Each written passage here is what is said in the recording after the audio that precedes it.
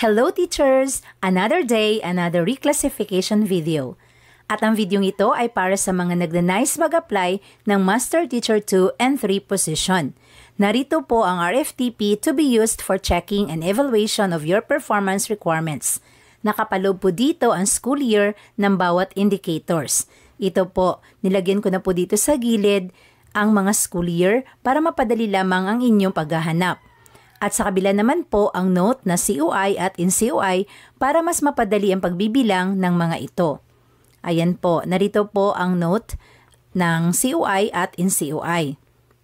Ayan.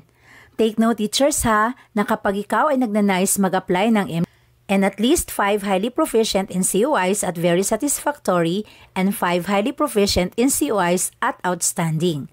Yan po ang kailangan sa MT2. Sa MT3 naman, kinakailangan mong maabot ang 21 highly proficient COIs at outstanding. Ibig sabihin lahat po ng COI ay dapat outstanding. And 8 highly proficient in COIs at very satisfactory and 8 highly proficient in COIs at outstanding. So yun po ang abutin ng MT2 at MT3. At para po hindi kayo mahirapan sa pag-check ng inyong sariling performance, ang kailangan nyo lang pong gawin, download this file, ilalagay ko po sa comment section ng link ng Google Drive at umpisahan nyo na pong i-evaluate ang inyong sariling rating.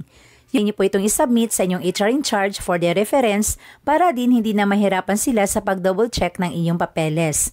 Again po, this is just only for personal consumption kasi ang finalization po sa pag-evaluate ng iyong RFTP ay ang HR mismo ang gagawa. And makakatulong po ito upang malaman mo sa end mo pa lang kung ikaw ba ay qualified or hindi. Saka may magbubukas na natural vacancy dyan sa inyong school, maaari na ninyo itong gagamitin. So for more videos, please follow, like, comment, and share. God bless.